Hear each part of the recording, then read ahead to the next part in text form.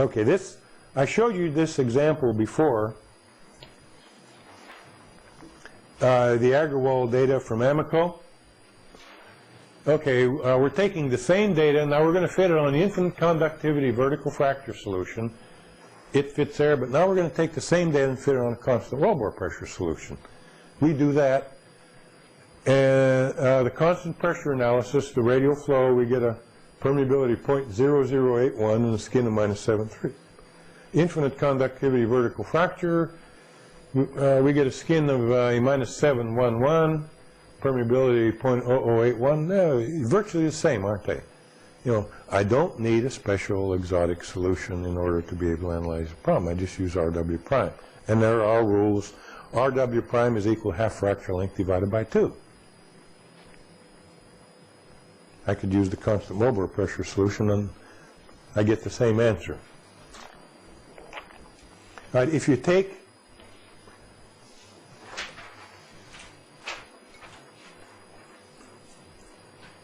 those two matches,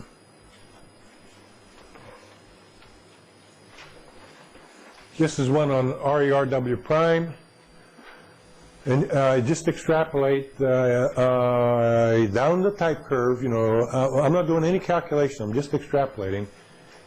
This is my forecast. I'm doing it by months here for 5 years, then I go to full years, and I take the midpoint of the time increments. Constant wellbore pressure solution, I get 182, all the way down to 60 months, 104, maybe 10 years, I get 86. Infinite conductivity vertical fracture, I get 182, that'll be close. I get 100 after 5 years. At 10 years, I get 80. At 20 years, I get 7164. Are they the same? They're identical answers, aren't they? Agrawal took those parameters in the paper. You can go back and read the original paper. They took those parameters, put them in the reservoir simulation model and try and run a forecast. And they got to 60 months, it blew up. They couldn't handle the problem. Okay? That was then. I'm sure they've improved their model, but the whole point is, you know, we're just using RERW prime. Is there any difference between this answer on a model and this answer here that we did on a piece of graph paper by tracing? No. You don't have to get exotic in order to solve problems. You know? And if you always get in a position where you're running everything on a model, you never understand what you're doing. You're doomed to repeat the same thing over and over and over again because you don't know what's going on. You plug in numbers and you turn a crank and you get an answer. And you run an infinite amount of cases and you might get what you may say is the optimum answer. You may have a problem very similar, but you can't recognize it and you're doomed to do it again. So this is the idea of there's a very simple concept that if you pick up, you can be a very good reservoir engineer. And you can solve problems very quickly. Because like on EcoFisk, you know, whether you realize it or not, the whole development scheme, everything that was done was based on the analysis of the 242X well. Management wanted to move fast, okay? So we give a forecast, we give everything, and then you prayed that the next 3 wells weren't going to change the answer much because they refused to accept the change in the original answers you gave them from 1 well. And then when you build a model, you know, the answers really for EcoFisk on the primary and recovery and everything have never really changed from the day we did it on the very first well. You know, we never got into second. Now you start getting into the secondary recovery. It's a different problem, okay? But even there, when you history match the model on primary, that basically deals with gas oil relative permeability concepts. Now the layering concepts still apply. But then you start to go into displacement type things and you have water oil systems, which is different. But if it's layered in primary, it's layered in secondary too. And all the implications about what layer is going to take the production when you originally start to do the displacement. You know, it's high perm layers going to dominate everything, even in secondary and tertiary recovery. Okay, I mentioned to you earlier about normalization. This was a classic paper, was given in 1965 in a Canadian journal. the Canadian Journal of Petroleum Technology by Weinstock and Colpitts. This figure isn't in there for some reason, or is it? It got lost. It got lost, it isn't reproduced, but you can sort of remember. This is a drawdown analysis type plot. It was a drawdown test on a gas well in Canada. Reasonably low pressure, somewhere around 2,000 pounds or so, I guess, I don't know. What they plotted here was flowing pressure squared versus the log of time, and this would be a drawdown analysis. And when they plotted the data, they found they had two straight line segments. The first straight line segment had a KH 39 millidarcy feet. Second straight line segment had 118 millidarcy feet, but when they analyzed the buildup, they had 12 millidarcy feet, something wrong. Okay, so they looked into the problem and they came up with a suggestion of how to analyze this type of data, and what they're going to do is normalize the data. And they found out, or in the appendix of the paper, they say that the normalization is equivalent to a rigorous superposition of the problem, providing the flow rates and the flowing pressures decline smoothly and monotonically. Okay. Later, Ramey of Stanford, he published a paper basically confirming the conclusions of Weinstock and Colpitts. And about the same time, John Lee of Texas A&M also published a paper verifying that normalization is equivalent to rigorous superposition. So what they proposed was if you just take and plot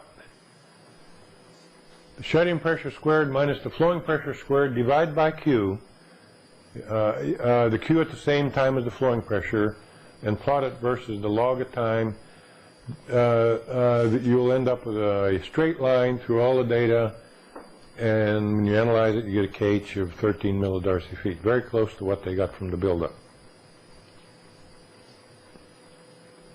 Remember, the conventional analysis, the two straight line segments, one indicated 39 to 118. So this was about a time that I was going through a basic two periods in my career. One, I had been exposed to the type curve approach to pressure transient analysis.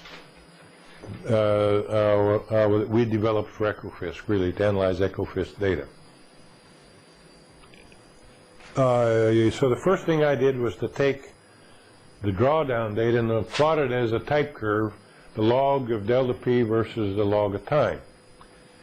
And I plotted that, and if any of you have used that approach, you'd see that as flat as this appeared, it looked like all the data was in the correct Semilog straight line, but it should have given you the correct KH and skin. And you saw from the earlier overheads that that was not true. Well, when I got to looking at this, I said, wait a minute, what we really had here is a constant wellbore pressure solution, a constant wellbore situation, okay? And the problem is that you can't analyze a constant wellbore pressure data using constant rate solution. So I took the original data out of the paper, and this paper is in the SPE reprint series, I think on natural gas engineering, if you want a copy of the whole paper. And if you take that data that they had published, you see, I showed you earlier the rate decline from about a half a day from 8,570 MCF per day to about 4.5 days it was down to 5,142.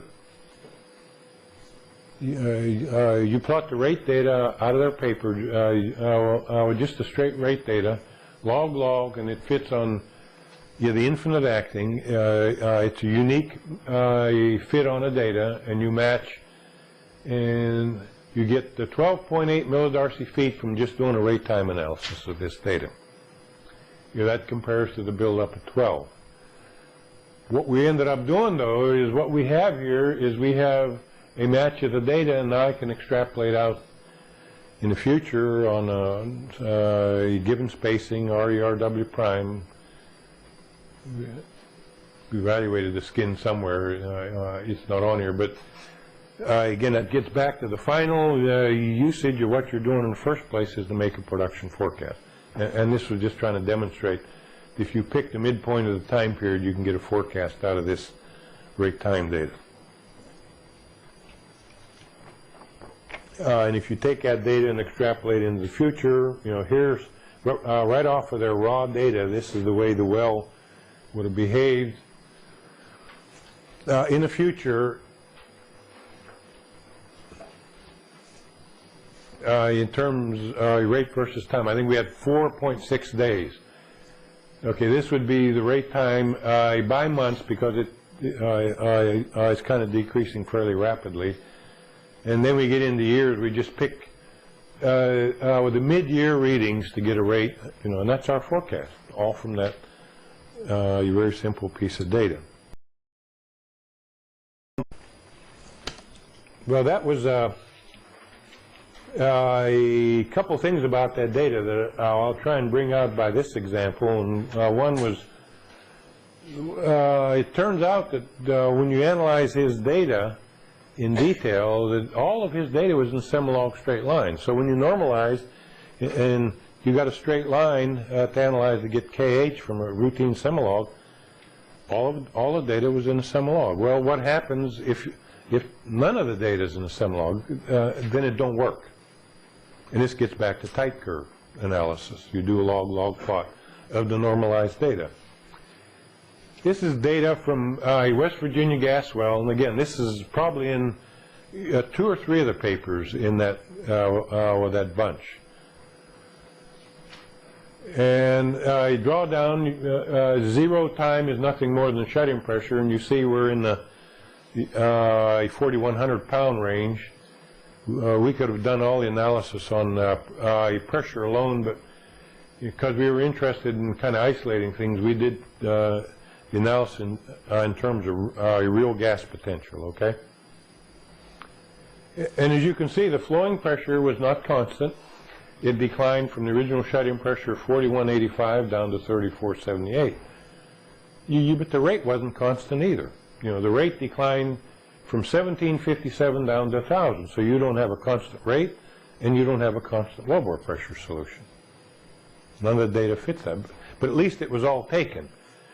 And you need to take the flowing pressures and the rates a function of time. And nobody screwed with a choke, okay? It's smooth and monotonic data. So we took the pressures, converted them of P, and we did a delta M of P, and we normalized by dividing delta M of P by Q. That's the table.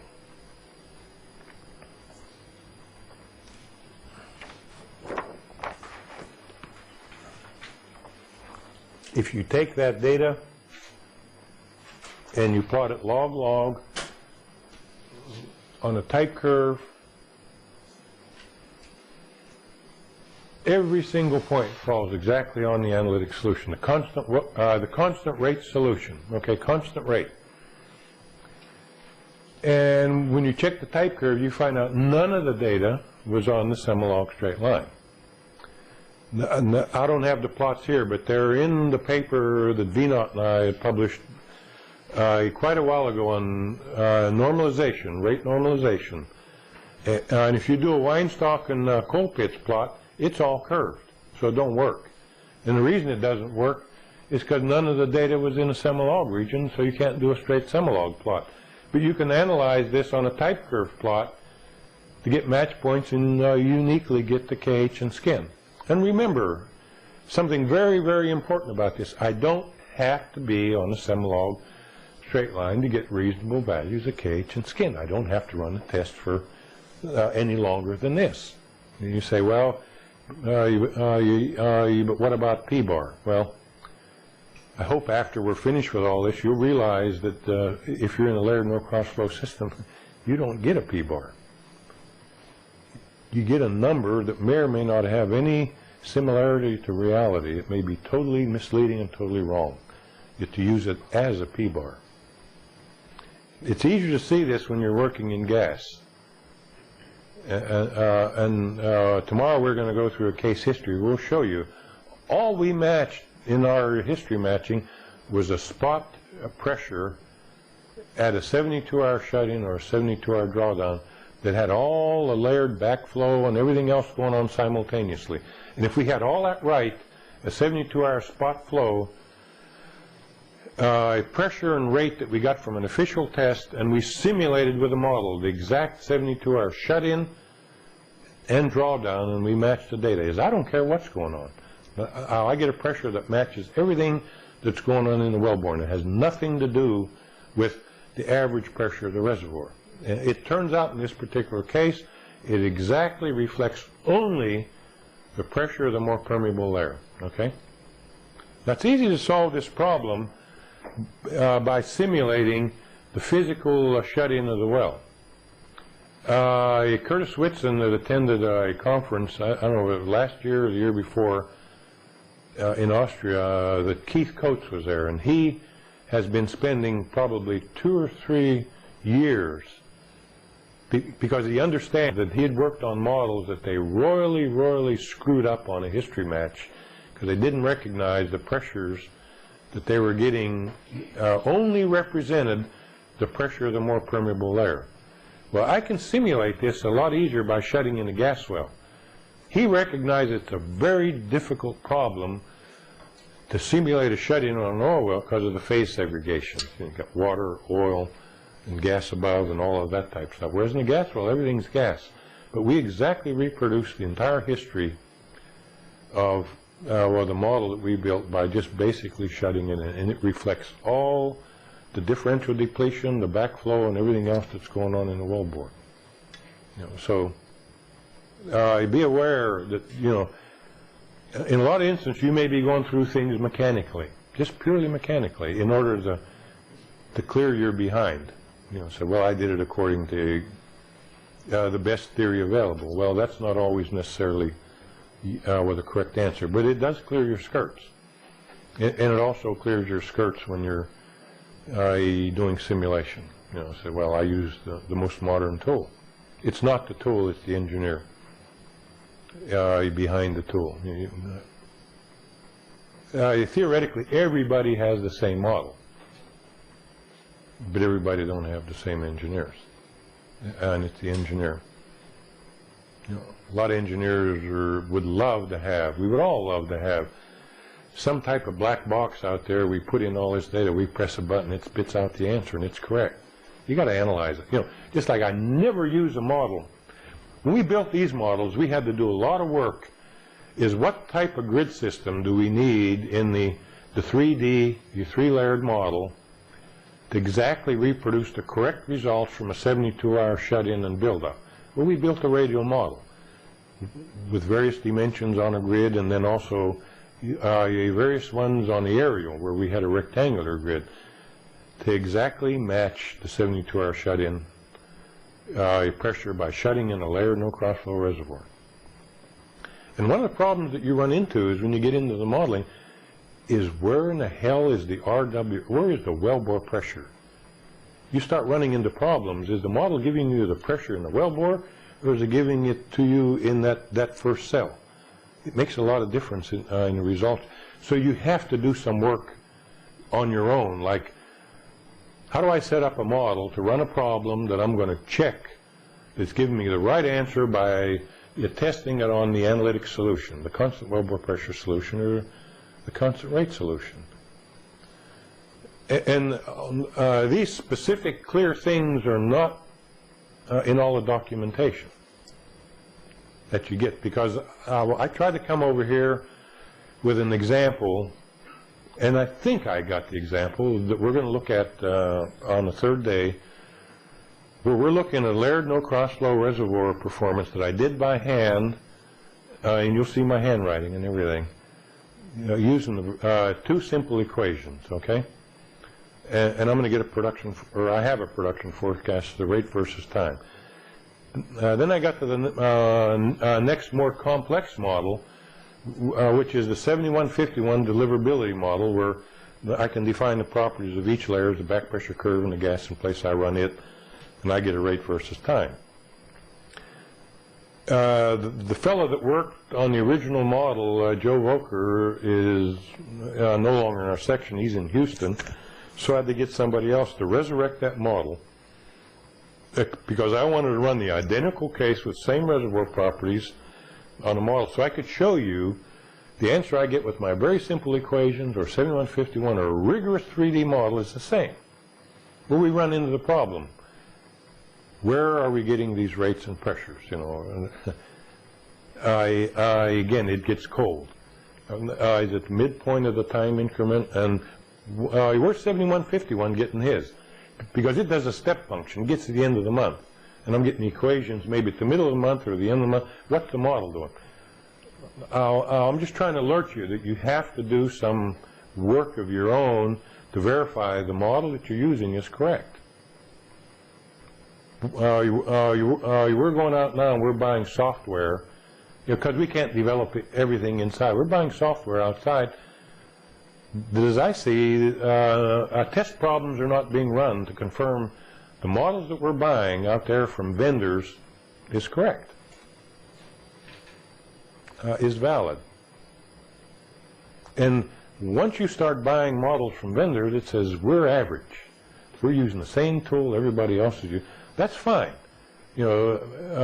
But what you're ending up, it's the engineer behind now, running the tool, that is going to get the correct and the proper answers. And again, you got to run some test problems, because we picked up a piece of software when we picked up the amino oil, I guess, some type of an inflow performance and all kind of things, the tubing and all that jazz.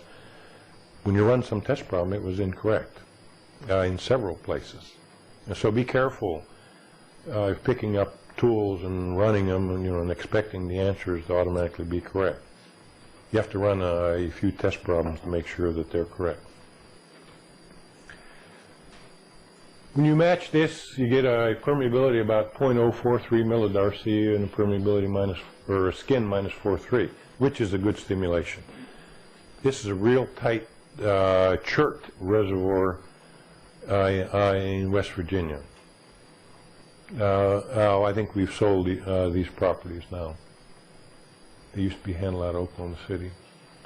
But this is normalized, and, you know, you make this plot, and we had this as an example in a reservoir school at Trondheim, and we asked 1/2 the class to take it and to normalize delta MFP by Q to fit on a constant rate solution. And then we were sort of asking the other half to take and divide Q by delta MFP to analyze on the constant wellbore pressure solution. And about halfway through, we told them all you got to do is just turn it upside down, okay?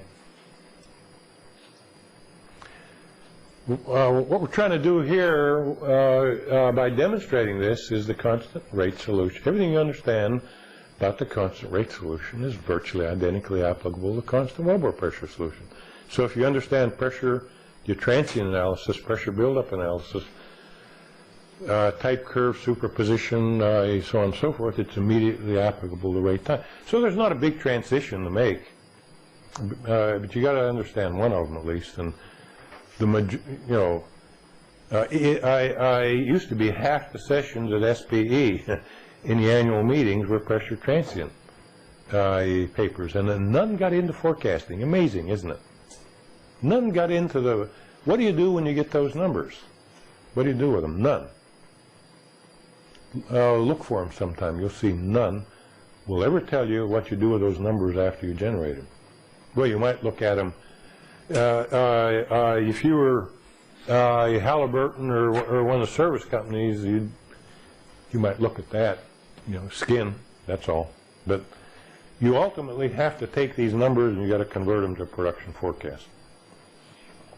All right, this is the same data, but now we normalized it, okay? I'm going to come back to that other one in a little bit.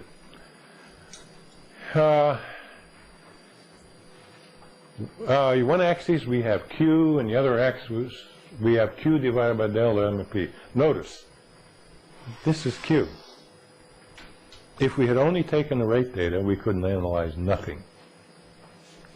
We couldn't have analyzed it as a constant rate or constant wellbore pressure. This has zero character. The same identical rates normalized by the pressure, every single point exactly relies on the constant wellbore pressure solution, okay? It is very unique. It only fits in one place. Now, it's on that early steep portion. Low permeability successfully stimulated, okay? If you evaluate and compare the K 0.039, 0.043, you know, to me, what is it? Low, very low permeability. Whether there's any difference in those answers, to me there's not. Just like there's no difference in those skins. We got a good, successful stimulation treatment. Normalizing. Okay, let's, if I had produced this well, you know, I got KH and skin. If I had produced this well at the last flowing pressure for the entire period, this would be exactly the rate profile that I would get, okay? Exactly the rate profile that I would get. I take those variables, even though it was varying. You go back to this one,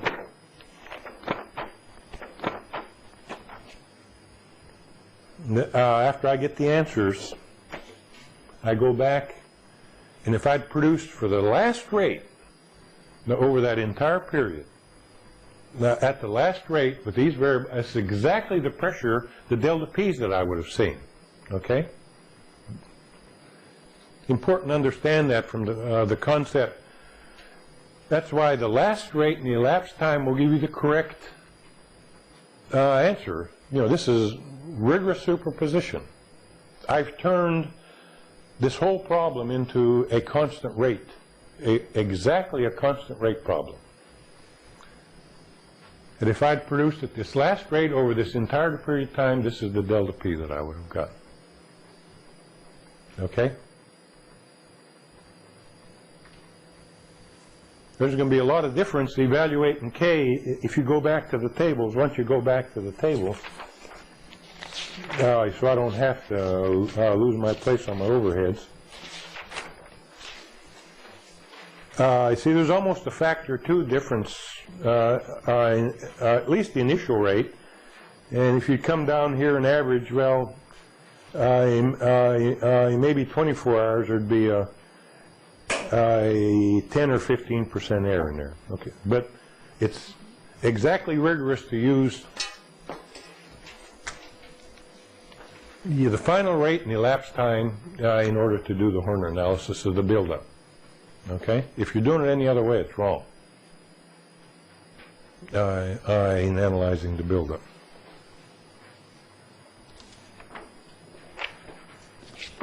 You'd like to re-emphasize here again the necessity of getting the pressure data and the rate data. You know, if you're looking to do rate time analysis, you say, well, I got it, but it really don't fit. You can get this data on some of the tight gas wells, like in the Cotton Valley, off of the meter chart.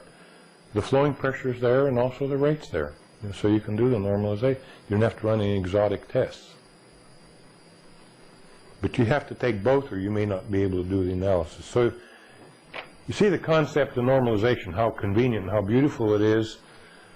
None of the data would have been analyzable had you not understood normalization. You see how well it fits the analytic, and you see how the one is the inverse of the other. You virtually take the same data and you get the same answer on a constant wellbore pressure approach or on a constant rate approach, okay? In the rate time, you never could have done anything just using the rate by itself. You say, well, it don't work for this problem, or it don't work for this well. I have never in my entire experience of doing rate time analysis, I've never found a problem that doesn't work on rate time analysis or doesn't fit the theory. Now, you may need more data or a few other things, or you need to look at it a little more closely, but you know, if you believe everything about constant or pressure transient analysis, I hope that I have presented enough here to say, hey, it should work equally for a constant wellbore pressure analysis or rate time analysis. And again, the end product of everything you're doing is to take the reservoir variables and convert it into rate versus time.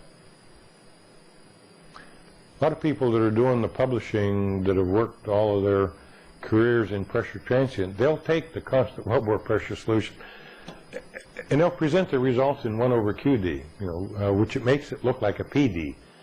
And I can understand from one standpoint because they're used to thinking in terms of PD, but again, they're focusing on the whole area of pressure transient analysis, but ultimately you have to make a production forecast, and I'd rather look at it in terms of rate time.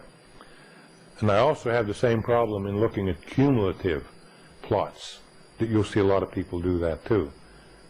One of the reasons that they're attempting to do it is they say, well, I'm going to smooth the data. They're just hiding some things too there. I don't know how many of you have worked in the gas area. Are we beginning to get back to plotting gas well back pressure curves over here? In the early days of COD and West Ecofist, we religiously plotted this data. It's performance curves that we can monitor the performance of the wells, and if a point that should have lied on, let's say, the 3-hour, 72-hour, fell way to the left, we knew there was something wrong with the well, that we better do a study and find out what's wrong. You know, is there something wrong with the formation, or something, have we got to plug in the tubing? But this is an example of a plot of back pressure data. It's an isochronal test, and the isochronal test means nothing more than you're plotting the data at equal time intervals. You don't have to run the test at equal time intervals. The main thing you have to do at an isochronal test is make sure that between each of the flows you shut in long enough to remove the transients out of the data. Okay, so you let the shut-in pressure come up.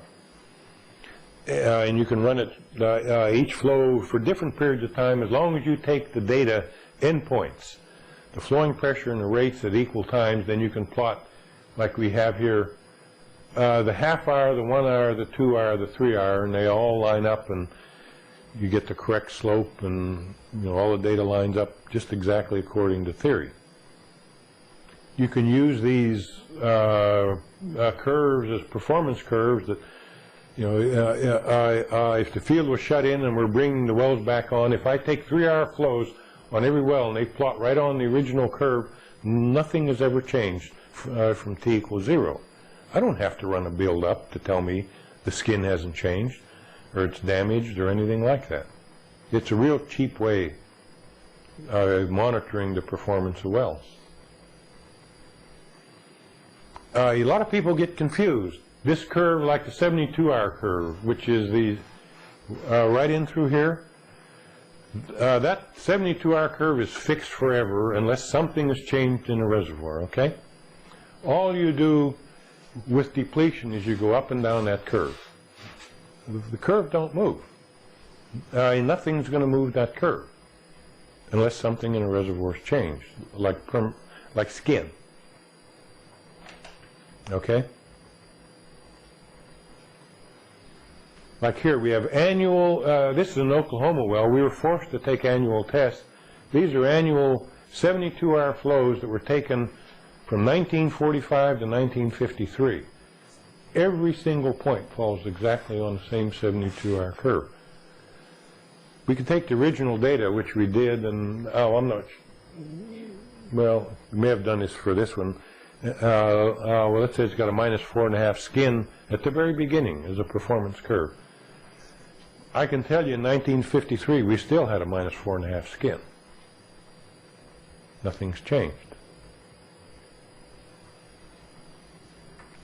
The reason that Cullender really developed the isochronal method of testing is we had lots of acreage out there in the Panhandle, Texas and Oklahoma, Hugoton Field, and when you ran any type of flow test on these wells, you saw this real deterioration in rate with time. The pipeline companies did want to come in and build a pipeline up to Michigan, Wisconsin. That's where ultimately it was built, because the data looked like the wells were depleting on tests. And Cullender makes the statement in the original paper that the reason this was shifting was because of low permeability. And I'll tell you again, it's not low permeability. It's low permeability successfully stimulated wells. I'll show you during these presentations that back in 1945 we were getting -4.5, -5 skins. Nobody ever even knew the hydraulic fracturing existed. The only thing we knew these were carbonates is if you acidized the well and if you pumped hard enough and the pressure broke, that you were going to get a good completion. Well, what we had was acid fracs without proppants. And when we did the Guyman-Hugoton, we went back and looked at these wells. The study, we did that study in 89 or 90. We analyzed the original tests. The skins today are the same as they were in 1945. Nothing's changed. No new advanced technology, okay? People are going to tell you that we have new and better type of frac and stimulation treatments, and I'm going to say bullshit. We might edit that later. But we got just as good a skins in 1945 as we do now. But we're doing a lot of things where we're screwing up the wells. We're pumping lots of fluids in there, and we're damaging the wells. Okay? One of the things we learned to do out here, too, is we stimulated the layers individually with bridge plugs. You just sit down and think of the concept. If I have a two-layer system, and if you stimulated commingled, okay, without a bridge plug, without any type of diversion, and I got a -5 skin on the high perm layer because I just bullheaded everything in there, everything goes in a more permeable layer.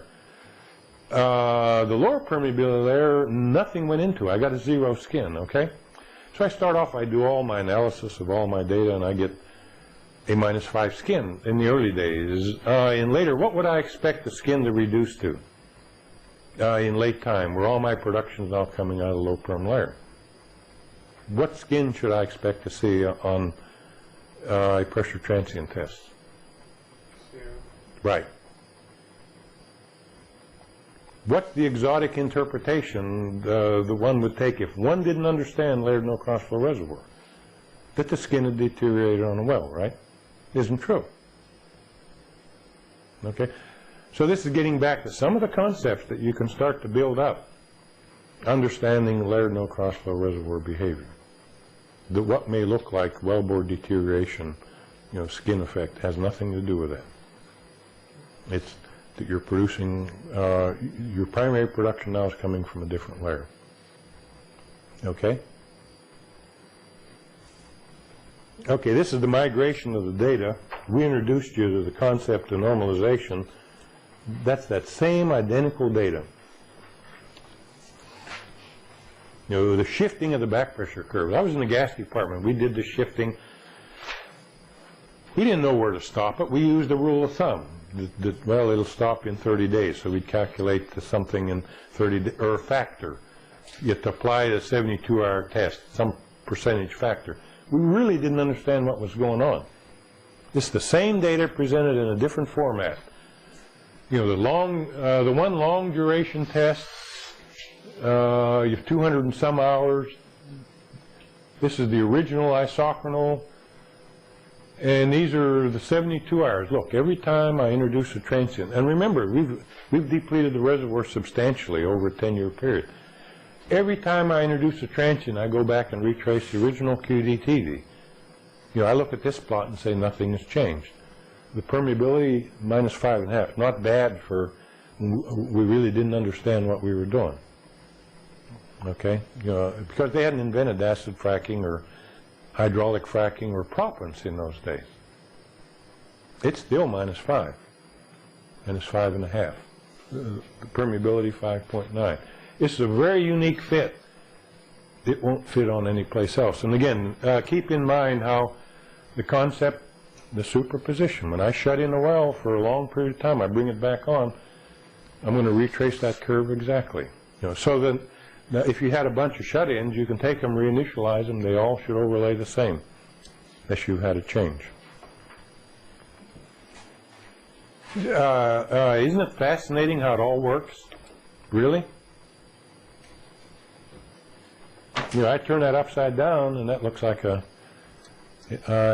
constant rate analysis. Again, see, everything I understand, it took me a long time working with your pressure data to understand the whole concept of pressure transient analysis, superposition. Not in mathematical form what it means. Anybody can write the equation. But when you start to look at it graphically, you start really understanding what's happening. And then you plot the data, on the log, and it ought to look exactly like the type curve. You take the transient spikes after shutting, it's got to retrace, so you can take that data, reinitialize it, ought to go back over what it did before. It's going to be shifted a little bit because your pressure level has changed, your total compressibility has changed some, but it still is going to look exactly the same, and the shift is going to be strictly a function of those variable changes in the coefficients, okay? So, all I'm trying to do is to get you to the point where you sort of appreciate that there really aren't a lot of complicated issues here. They're very simple. And you can make the transition. And a lot of times I'll get asked the question, well, you're doing rate time analysis. How should I plot it? I'm producing oil, I'm producing water, and I'm producing gas. Which one should I be doing? Or what should I be doing? Well, as an engineer, one of the things I like to do is I'll plot them all. I'll plot the oil, I'll plot the water, and the gas. How should I be looking at the gas? Well, it's being produced from the reservoir. I've got to convert that gas to your reservoir volume. The people that are involved in pressure transient analysis, in eco-phase, you're in a multi-phase region now. You all do a Perrine analysis. I know you do. Total, K over mu total, okay? All right, you could look at the rate time the same way. How should I really be looking at rate time? Is the data going to fit the analytic solution? Well, I'm going to have to look at the oil rate plus the water rate plus the gas rate in reservoir barrels. If they all fit, what conclusion can I draw? All three phases are coming from the same layer. Oil and, let's say I've only got two phases, oil and water. And the oil exactly fits the analytic solution all by itself, and the water fits the analytic solution all by itself. What conclusion can I draw? They're coming from different layers. Or they may be coming from different layers, okay?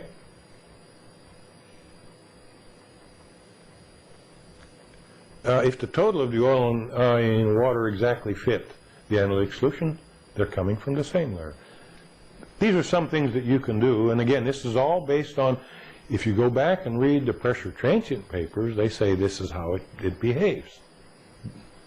That you plot all, or you analyze all three phases, okay? It's just some concepts that we're trying to build up. All right, we present to you the idea of normalization. Well, let's extend it a little further. There's a couple papers I published in the journals about how the B-value in wells in the Sooner Trend in Oklahoma are the B-values of 1 or in excess of 1. And they have proof here, again, that you can have B-values in excess of 1. So we took the Sooner Trend field over some 6,864 wells, and there's the rate time. I had mentioned to you earlier, you got to look at the number of wells versus time. Well count was increasing smooth and monotonically. All right, what's going to happen on a field as you're drilling wells in a smooth and monotonic fashion? It's going to kick up. It's going to keep kicking up the total field rate, isn't it? Almost has to. So you couldn't look at just the rate time by itself. You're going to have a B value that is going to be large. It's perfectly valid to normalize by number of wells if the permeability is reasonable to where the transient period don't last for tens of years, okay?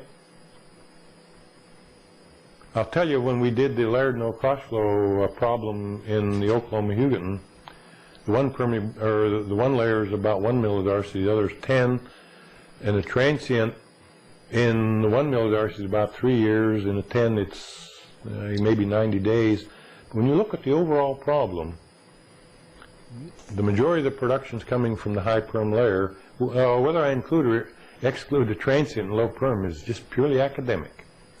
By the time I add up the rates, it has no bearing on the analysis of the problem at all. But for this to be correct, rigorously correct, every time I drill a well, pseudo-steady state sets in, and you could reinitialize the problem by normalization. So if you take this data and plot it with just the rate versus time by itself,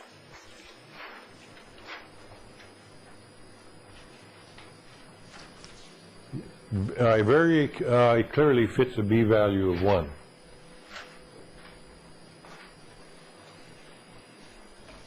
You take the same data and normalize by the number of wells, and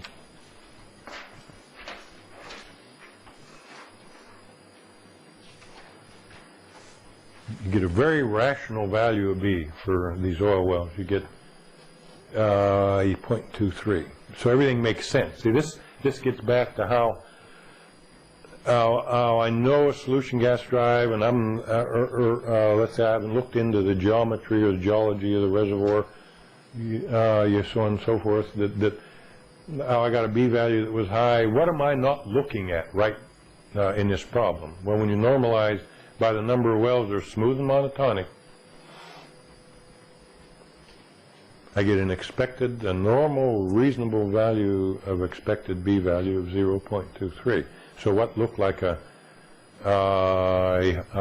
harmonic decline ends up to be a rational value for solution gas drive reservoirs. These examples appear in the field case history paper of ours. Mike, again, was co-author. Got any questions, ask him after I leave. We were looking at the, there was a problem in the San Juan Basin. Our Northwest Pipeline was taking the gas, and there was an issue over the reserves behind each of the wells. And Van Everdingen was a consultant for El Paso in that area at one time. I'm not supposed to get on the other side of the pole, you know, just for your own information. That's why I jumped when I got close. A little humor. How much additional reserves can be developed by infill drilling the San Juan Basin field? And Van Everdingen went on to testify going to get a 65% increase in additional reserves. Coincidentally, it's exactly what was said about what was going to happen if they do infill drilling and reduce the spacing in the Kansas Hugoton. The analysis we finally ended up doing on this problem, there might be 5% additional due to infill drilling. But what we ended up doing was taking a bunch of the rate time data, and one of the problems that you run into analyzing rate time, everybody says the data is erratic and I can't analyze it. Well, this is the erratic data. There's a lot of data in areas that is erratic for a lot of good reasons, one of them being summer and winter swings and other things like that. but the data looks very erratic, and you fit, well, how do I fit it to anything? What we ended up doing was, it's depleting, okay? So if I take a 6 months period of cume production and divide by, I take the average rate over the 6 months period and plot it at the midpoint of the time period, that's almost like doing a smoothing on a cume time plot, okay? But I can't analyze data on cume time. I don't understand the physics of flow of cume time. You know, it's beyond all my experience. I can look at rate time and I understand what it means. So I'd rather look at rate time. What ends up, you end up really smoothing out that data and extremely smooth, and it fits, and you get a match. It's coming down a stem. We calculate a skin and the permeability, and these are all very good rational numbers. You might say, well, this was arbitrary, but this gets back to what I tried to indicate before. All right, you might say it's arbitrary because we were trying to prepare for a lawsuit with a pipeline company. So we went ahead, and these numbers are very rational with regard to the spacing. They went from 640 to 320. Very rational numbers on skin and permeability. And what we ended up doing was analyzing an entire township. A township consists of 36 sections. So we did them all. And we were able to analyze the rate time data, which we also tied in to the infill wells that were drilled, and use those wherever we had the P over Z. The infill well before they put it on production. We were able to get very reasonable answers looking at the rate time data this way. Another way of kind of, you don't want to do a statistical smoothing because this preserves the material balance. We haven't thrown away any of the cume production that the wells produced. You know, if you'd use some type of a running average or some type of mathematical smoothing, you may be creating or destroying production that way too, okay? We're not doing it here because every bit that was produced is included in the analysis. One of the problems that we ran into, and you got to work at this, because we were fitting this in the area where we were going down the transient stem into the depletion, and they're saying, yeah, but it depends what RERW stem you go down, how many acreage, or what the drainage radius is. You have to keep in mind that when you're going down an RERW stem, you're going to also evaluate the thing at the dimensionless time that has an altered or an effective wellbore radius in dimensionless time and dimensionless radius. When you do that, it turns out no matter what stem you assumed that you were going down, the R sub E always comes out the same. So the volume always comes out the same when you're in depletion. Now, your skin may change a little bit and your permeability may change, but it's the volume that we were looking at in this problem. It don't change, regardless what stem you go down, because you're changing RW prime in the dimensionless radius and the dimensionless time. Okay, and there's a slight variation in skin and permeability, but not that much. You have to sit down and work through that in order to believe that it doesn't make any difference. You know, because you start believing that it makes a difference what stem that you choose. This is another one out of the San Juan Basin where we did the smoothing. And it was amazing, really, how well it smoothed it out, and the smooth data fits on the analytic solution. This was in transient for a long time, which fits the lower permeability and the ability to get a more negative skin. You know, you don't get the leak off. But of course, you don't end up with a very commercial well either as a result of the infill drilling. But the numbers make sense with regard to perm, skin, and also drainage rate. Well, in this case, there is no real clear drainage radius other than the one that you would assume it might be going down for the existing spacing, okay? But again, all of this basically makes sense. Mm-hmm. On this, for a lead no cross flow, when you match on the RERW prime stem? Way different problem. You can't do it. You can't do it. That's an absolute no-no. You cannot get in place for B values in excess of 0.5. We were going to get to that.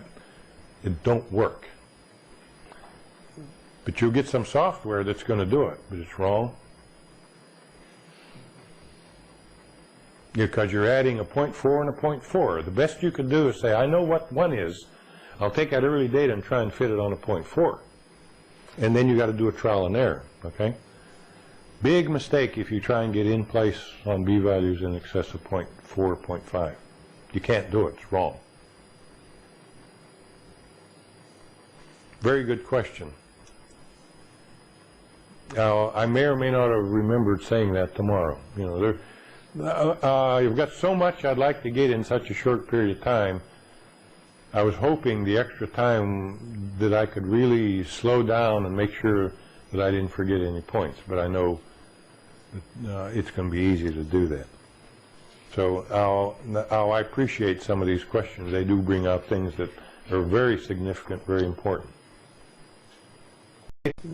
This is some data published by Gentry and McRae, I think it was. It was a pretty good paper from a couple standpoints.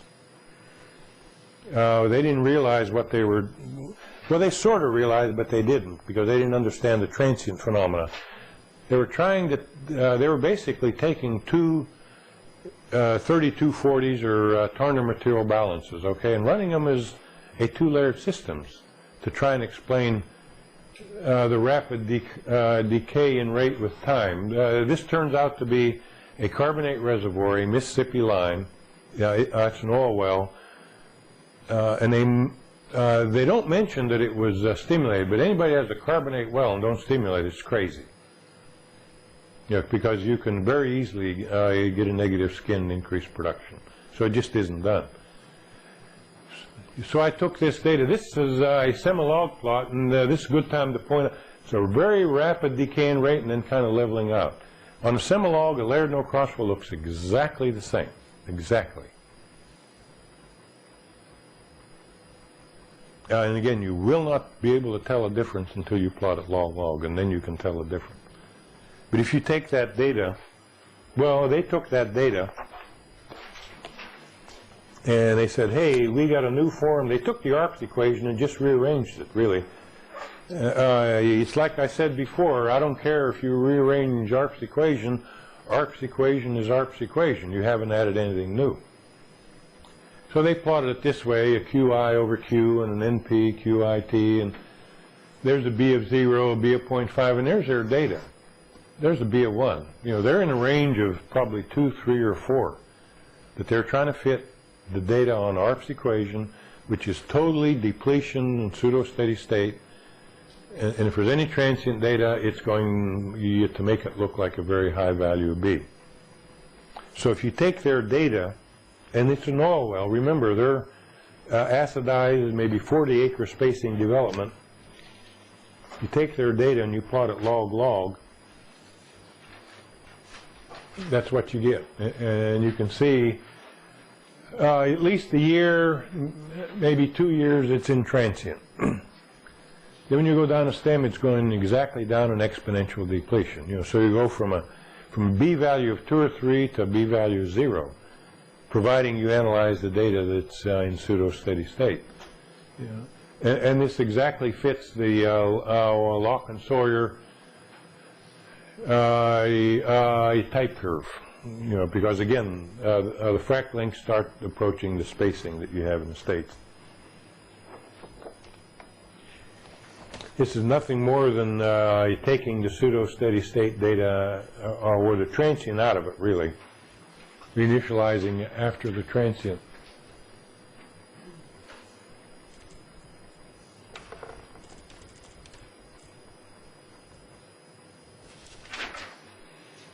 It may or may not be far enough along the type curve, you know, to uniquely define exponential, but that's going down an exponential stem. To show you the part of the problem that was coming up in literature, this was out of a paper published in the Oil and Gas Journal by a statistician that worked for the Bureau of Mines. And he was taking the data out of the Wattenberg field, which is one that I showed you earlier by Agarwal. And he was doing a statistical analysis using ARP's equation, and if you take that data, it fits a b-value of about 2.29. Yeah, in fact, this was one that Amico had published on, and the spacing was such that the frac lengths they were getting were almost exactly equal to the spacing. Again, this example is in the field case history. So if you fit the data on with a transient part, it just started going off of the on a depletion stem of X sub B of X sub F, and again, this is discussed in more detail in the field case history paper. You know, you'd get a life of about 63 years at an economic rate of about 200 MCF per month. And if you take what he was getting, extrapolating the data with ARP's equation, coming up with a B of 2.29, he was getting 1,042-year life for this well. You know, this is an example of the absurdity that you run into when you start trying to use ARP's equation. You have to analyze transient data, and you're going to get B values that you cannot reproduce by a model or analytic solutions or anything. You can't get anything for a single layered system above a B value of about 0.5. We prepared this example in I think this ends up to be an example in Curtis Whitson's book on well performance. We'd prepared this in Bartlesville. We gave it to Curtis, and he put it in the book. We did it for a gas well and an oil well, and all this is trying to do is get you to realize, we set some reservoir parameters here. They're constant for these three production forecasts, okay? The forecast came off the QD-TD type curve. That's how we generated them. And if you have a -5 skin, the rate versus time will look like this, and see it at about 2.5 hours, the flow rate would have been 8,343 MCF per day. At 72 hours, it would have been down to 1,854. You know, very precipitous drop in rate. Looks real bad again, doesn't it? Same identical well with a 0 skin. Well, now the rate's only going to drop from 324 to 204. Which would you rather have? Or a +5 skin. Now there's almost no drop in rate in 72 hours. You know, 121 versus 97. You know, that looks bad. This looks good from that standpoint, but I'd much rather have this well that's dropping off the end of the table. And again, this gets back to low permeability stimulated well. Stimulated. Permeability just as low for this case, and this case. Okay? And you can see out to a period of 40 years, if you forecast these, the -5, you're going to recover 60% of the gas in place, the 0, 28, and the +5, 18. That may look good, you know, from the precipitous drop in rate standpoint, but it isn't very good for production or recoverable reserves. So again, the idea is to get you to appreciate that low permeability is not enough. It's the stimulated, and the production will look very bad on this if you turn it on. Now this one you got to think about a long time. I mentioned to you before, exponential decline is a very inefficient recovery mechanism. If I take the same data and if I fit it on the type curve for a B of 0, I get 4.3 BCF as original gas in place. But if I take the same data and fit it on a B of 0.5, I get 2.8. The production's fixed, so if I'm going to have inefficient recovery, that means I have to calculate a much larger original gas in place. Forecast isn't going to change, okay? The correct answer is a B of 0.5, roughly. And it's verified by P over Z data. But you see that if you take this data and say, I'm going to calculate in place, you got to be careful of the B value that you use. In one case, you're going to say, well, I get an in place of 4.3 BCF, and the other, you're going to say 2.8. It's almost a factor of 2 difference. You can also see if this is what I produced and I used a B of 0, then I've only recovered, or I recovered a much lower fraction recovery if this were the answer, which it isn't. It's kind of an inverse thing here that you have to kind of think about. Very confusing. But again, it sort of gives you an idea of recovery efficiency. We took that example and we're trying to demonstrate again. If I take that data and I fit on an RERW stem of 10, 20, 50, it really don't make any difference with regard to the gas in place, as long as I'm on the right B value, because we're fitting the transient data in there too in terms of RERW prime. That's the part that we're actually fitting. And from a Horner, the buildup is, the skins imply to be about a -5.5, and to say, well, which one is it? It's probably somewhere in between with regard to RERW prime and the correct permeability. But the basic point of this is you really don't get any different answer in place regardless which RERW stem that you fit it on. And you have to kind of, let me go back on that because that may be a little confusing. This is where we're locking it in on the RERW stem, up in through there in that early part. I don't know if this is in there, but this is an example, another example of a Cotton Valley well rate time.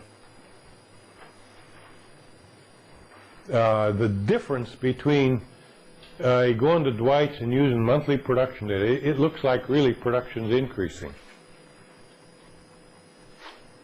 That you couldn't do much with that data. That's the daily. Here's a shut-in, the transient spike. After they shut in, it just dropped off the end of the table. Well, liquid loading, I don't know. Backflow due to the layered no crossflow. Cotton Valley is real thick. Maybe a layered no crossflow system. But after shut-in, boy, she just dropped off the end of the table. Probably liquid loading. Now we're going to get down to ETA. This is the last. Well, we're going to finish real close to 4, which is good. We're staying on schedule. Well, this is ETA. We showed you earlier with a 10x well, I guess, yeah, this is this one, what the rate time looked like. It wasn't completed in that area. It was dropping off the end of the table. I think there's about 5 wells that ended up being producers.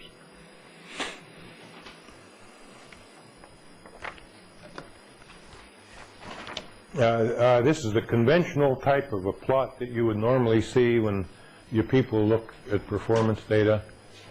Oil rate versus time. By month, for 1980, 81, 82, 83, there's the oil rate versus time. It looks kind of erratic, and you got that little dip in there, but that's not too bad. There's the gas rate, the gas-oil ratio. There's something significant about the solution gas drive on layered no crossflow is everything I've seen. There was a paper published by Amoco back in the 40s, and I've got a copy that I'm going to pass out. And we saw it in the Monterey reservoirs where the gas-oil ratio starts up and then it kind of flattens out, and in fact it'll even come down. And you can start to see this in terms of layered no crossflow where you got the one layer is depleting the normal way on gas-oil ratio, and the other may even be above the bubble point. So you're adding 2 gas-oil ratios together. And the one low perm layer may never get below the bubble point, so it's going to drop the solution gas-oil ratio. So you have another parameter that you could be looking for in a solution gas drive is not only rate time and the pressure EQ behavior, but you need to look at the gas-oil ratio behavior. Okay? one of the things that we had recommended for a long time, that EDA should be looked at in terms of a minimum of 2 layered reservoirs with the Danian and Cretaceous in trying to do a history match on 3240, just by adding 2 solution gas dry reservoirs together.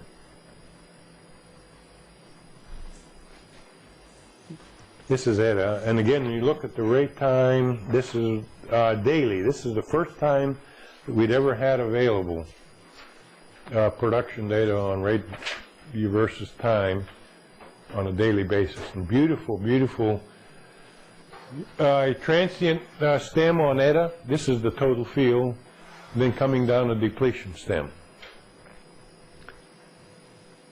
Notice what happens during some of the shut-in periods. These are shut-ins. Remember, this is a log scale, so as you get out more and more in the time, equal durations of shut-in are going to look smaller and smaller on the log scale, but they are significant shut-in. Every time after shut-in, we had a big transient spike, and it'd come down on, you're adding this new transient onto this one. Another concept to keep in mind, the old transients go on forever, so whatever we did back at the beginning is continuing on here. We're just adding little deltas onto it. I can't change what happened in the past, and that's what the superposition's saying. That's going on forever. There's an awful lot that you can do to this by doing a lot of things in here. Other than what you end up, that's looking at it as only as a single layered system, okay? When you look at the B value here, it comes out anywhere between 0.5 and 0.6. So we're well above the 0.2 or 3 that you'd expect for solution gas oil ratio, the type behavior. And I think we'd send in some of our old work that we did a long time ago. When you start comparing the oil in place, or the recovery factors, I remember some work's done way back in here, maybe 10 years ago. We were looking at 32 or 35% recovery based on what we thought oil in place was from a material balance, okay? Something's wrong. You shouldn't be getting that high a recovery unless you're getting oil from someplace else. Don't forget a very fundamental concept. Normally low permeability systems don't have water drives. I realize that people were looking at it in terms of, hey, this may be water drive. But you get the same identical behaviors with, I showed you earlier what the P over Z looked like. Layered no crossflow looks just like water drive, but the permeability is too low. I can write that off. What we were trying to demonstrate here really was the idea of let's reinitialize those transients.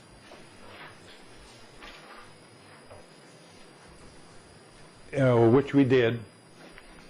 Remember that we're reinitializing, and if you were to subtract off what would happen in the future over the period of time that we're looking at here, maybe 100 days or 90 days, that you're subtracting off what's going to happen in the future from what you're seeing now. The effect of the previous depletion transient is, it's like a constant number. So you can just take the rate time directly after the transient spike and plot it log. In these two periods, exactly retrace the original QDTD of the EDA field. So we've used this data that normally you'd throw away to reconfirm that, yeah, that's the transient stem for EDA. And then we do a reservoir evaluation in terms of the transient stem and also starting down a depletion.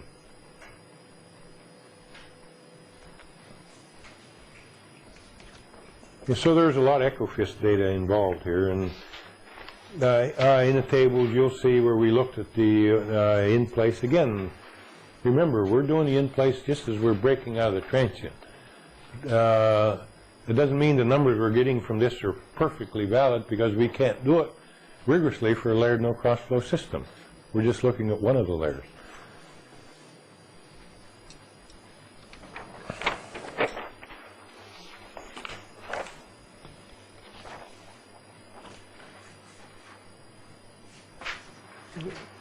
This is what we call a gas well test design. You saw it earlier.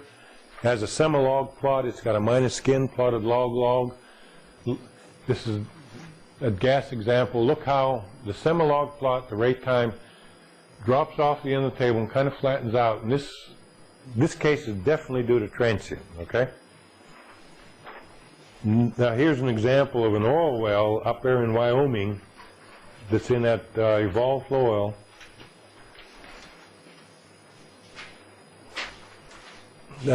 Transient data for an oil well on the Semilog plot. Look how it's dropping off the end of the table. Coming down there and flattening out. That's daily. Well, I don't know whether that is daily or monthly. No, it's got to be monthly production data.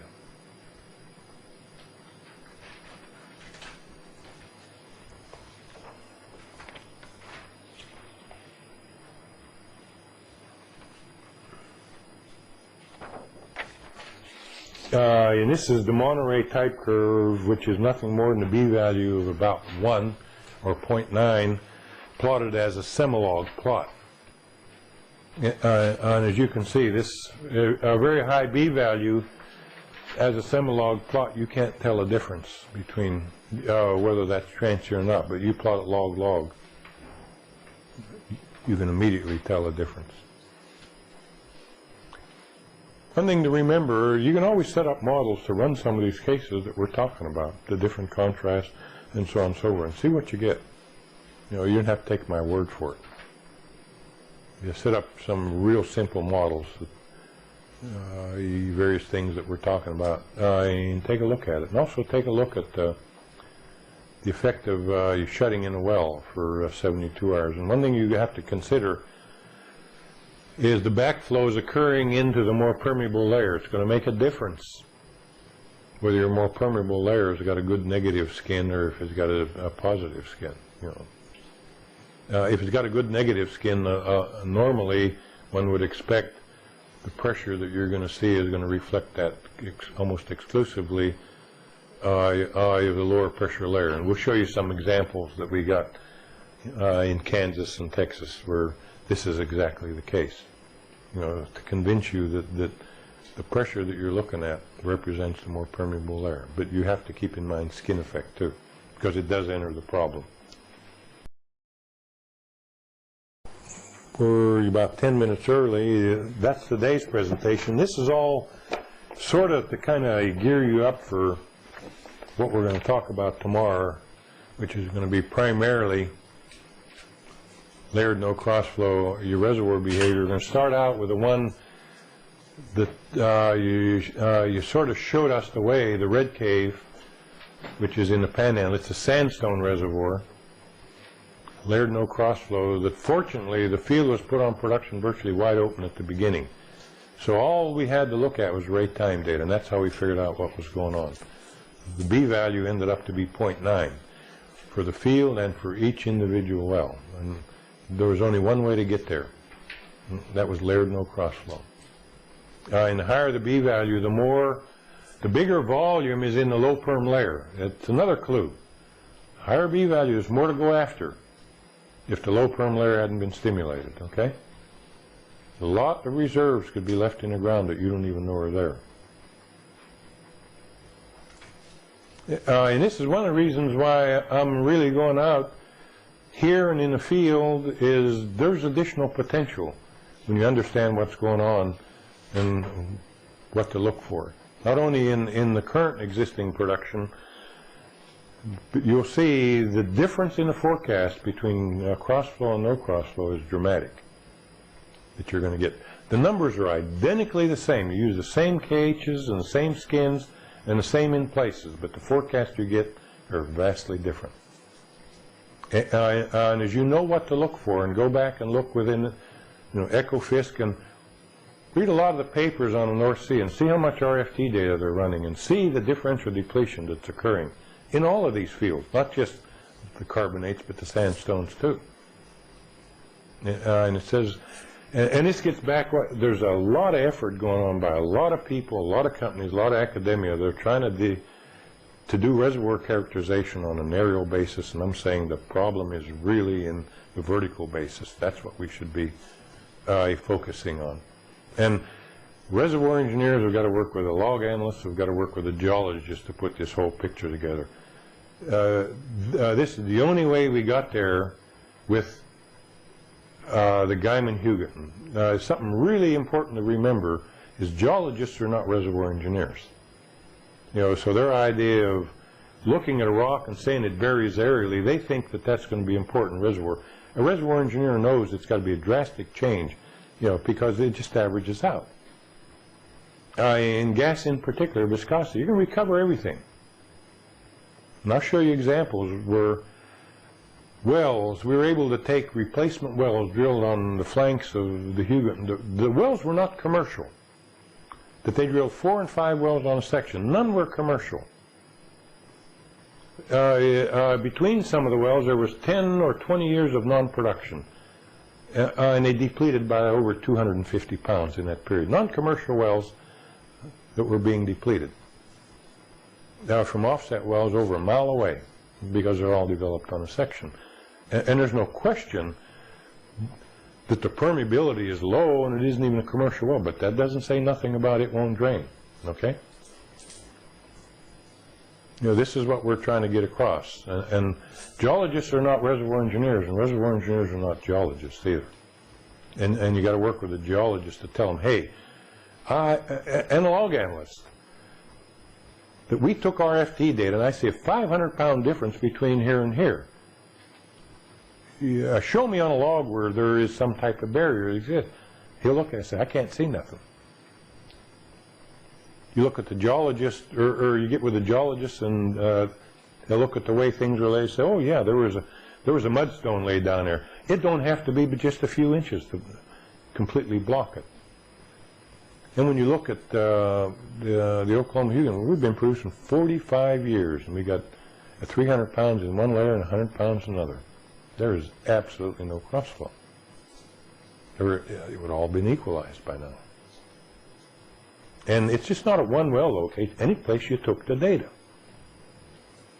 there was a differential depletion. And in the West Panhandle, that's down around 20, 30 pounds, the P over Z is starting to really flatten out and curve. There's a lot more reserves there than anybody ever thought. Why? Because there's a lot of those layers are at a lot higher pressure than what is being reflected by the shedding pressures that are being taken. And you could have bought a lot of that stuff up early while people were doing P over Z extrapolations to original gas and